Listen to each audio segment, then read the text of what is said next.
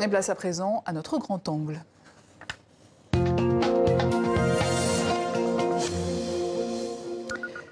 Les débâcles militaires ont elles aussi fait la France. C'est à partir de ce postulat qu'il en a fait un livre, Veni, Vidi, Vici. Vici qui est barré, on comprendra pourquoi aux éditions First. Carla Aderold, bonsoir. Bonsoir. Alors ce livre, c'est un petit peu un ovni dans l'univers des livres d'histoire, alors que le monde aime à célébrer les grandes victoires d'une nation. Non, vous, c'est les défaites militaires que vous célébrez dans ce livre.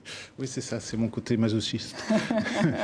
Non, en fait, si vous voulez, l'idée est partie d'un constat, c'est que très souvent, les profondes transformations de la France font suite à des défaites. Et donc, c'est cette réflexion-là que j'ai voulu mener, et d'une certaine manière de montrer que c'est une des solutions possibles pour arriver à transformer la société. Les défaites fondent une nation, en quelque sorte, c'est ce que, vous voulez dire.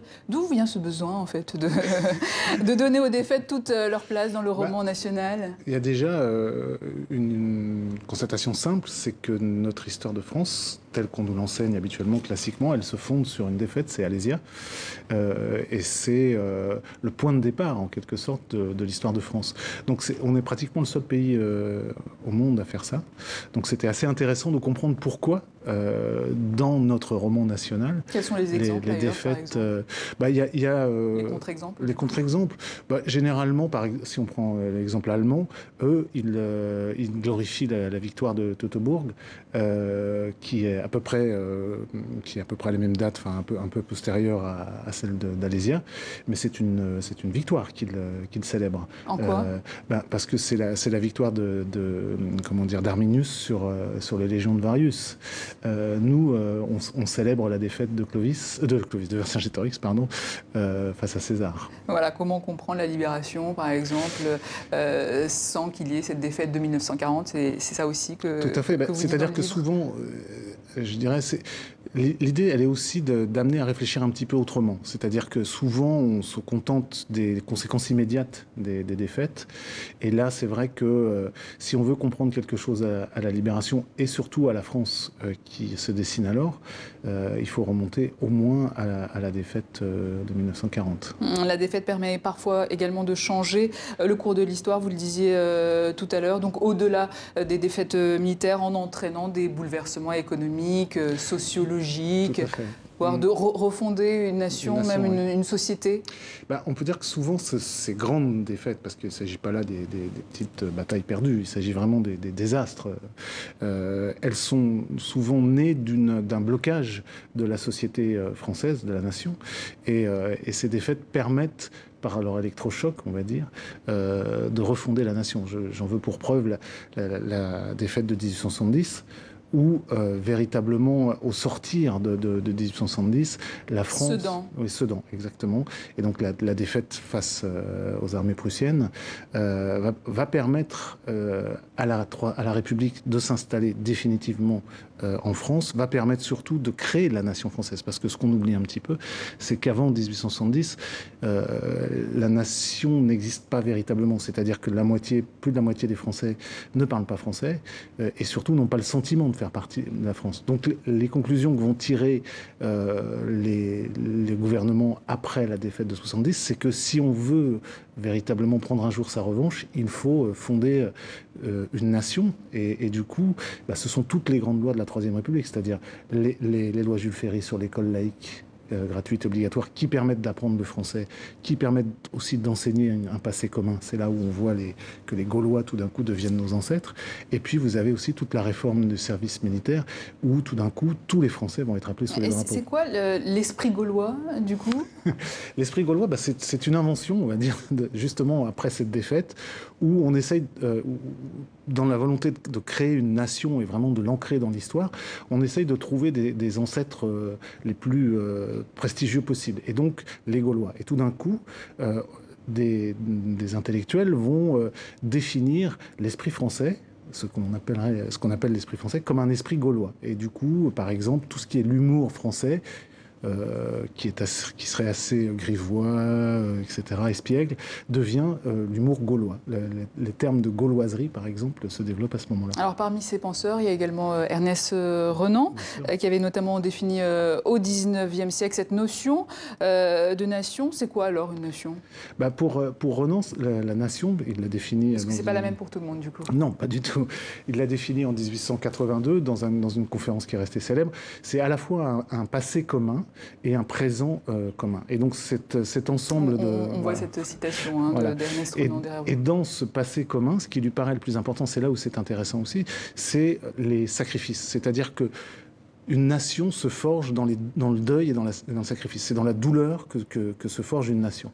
D'où, pour lui, l'importance des défaites. Bon, évidemment, il parle en 1882, c'est-à-dire juste après la défaite de 1870, et il a ça en tête quand il définit la nation. Donc cette notion n'est plus du tout d'actualité aujourd'hui, on peut dire ça comme ça? C'est-à-dire que, si vous voulez, si je réagis en historien, on peut dire que la nation, c'est pas une notion qui existe de toute éternité, elle a une histoire, elle a une évolution, et aujourd'hui on voit bien avec la mondialisation et l'Union européenne que la notion de nation a considérablement évolué, et peut-être même pour certains est en voie de disparition.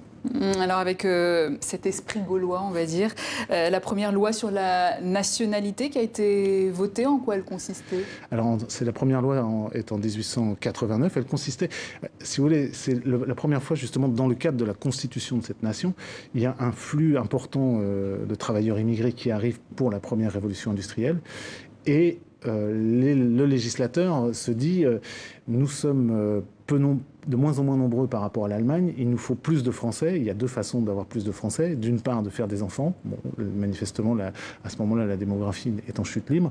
Donc, qu'est-ce qui nous reste? À naturaliser les travailleurs étrangers. Et donc, on met au point cette loi sur la nationalité qui fonde un peu le droit du sol, où à partir du moment où un enfant né en France... le droit du sang ou du sol. Le droit du sol. C'est-à-dire que le fait de naître en France vous donne la nationalité. Voilà. Et donc on a fabriqué pratiquement 1 million de Français en quelques années. Donc définir ce qu'être français, c'est aussi définir ce qu'est l'étranger, être français. Exactement. Cette notion est-elle différente aujourd'hui? Elle a beaucoup évolué, oui, elle a beaucoup évolué.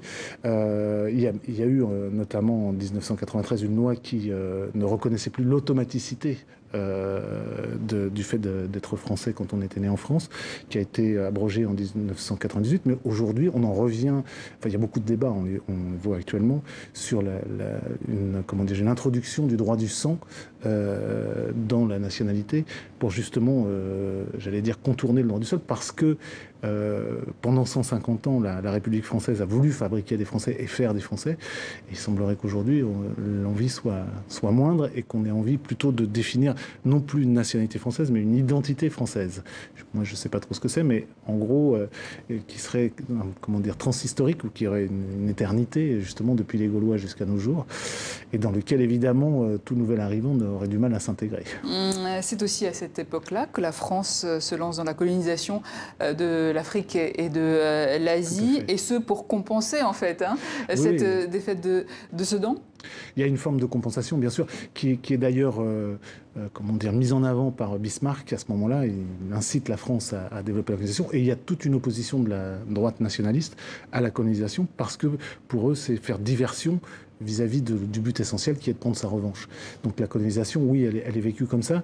Et puis, ce qui est très étrange, justement, dans cette loi de nationalité, c'est qu'on définit les Français, on définit les étrangers, mais les colonisés, eux, ne sont ni Français ni étrangers, ils sont sujets, c'est-à-dire encore un autre statut. Alors je vais m'adresser à présent, non pas à l'historien, mais au romancier, à l'intellectuel peut-être. Est-ce que, du coup, l'idée d'une nation va en guerre colonialiste qui va conquérir des terres, dans ses défaites comme dans ses victoires, est à célébrer à l'heure où on connaît les dégâts que peut faire une guerre, la colonisation aussi? J'aurais deux réponses à vous faire. Une, on va dire, de l'historien, qui est que la nation est un concept historique qui a eu son utilité et qui est apparu au milieu du 19e et qui a véritablement permis à différents pays de se constituer. Après, ma réponse en tant que romancier ou qu'individu serait de dire que vivement qu'on en ait fini avec les nations, parce que je pense que c'est un concept qui est un peu périmé et surtout qui fatalement débouche sur une forme de fermeture. Voilà. Aujourd'hui, donc, c'est la Ve République. Aujourd'hui, contestée, ou une réforme de la Constitution est en préparation, d'après Emmanuel Macron.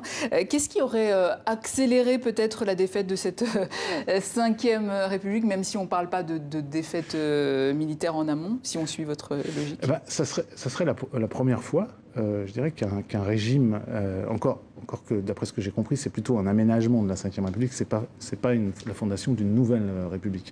Mais on verra. Mais si tel était le cas, ça serait la première fois que dans l'histoire de France, on change de régime sans guerre ni révolution. Donc, ce qui serait vraiment un changement démocratique important. Autre exemple, Waterloo, sous Napoléon, une défaite qui marquera la naissance de la France moderne, on peut dire ça comme ça? Oui, bizarrement, c'est resté dans les mémoires comme une catastrophe et comme le fait que derrière la Restauration a été un épouvantable régime.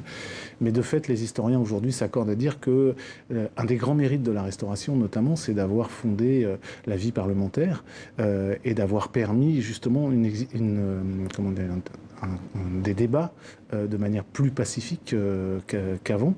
Et donc, on peut dire que d'une certaine manière, nous sommes les héritiers de la Restauration. C'est la naissance aussi des grands courants politiques comme les libéraux, comme les socialistes. Donc, il y a véritablement une modernité de la Restauration qui a été totalement éclipsée par la légende napoléonienne. Mais ce qu'on mesure pas véritablement dans cette mémoire, c'est que la défaite de Waterloo, ça a été véritablement un drame pour la France parce qu'elle a empêché la réconciliation d'un côté des révolutionnaires et de l'autre des monarchistes.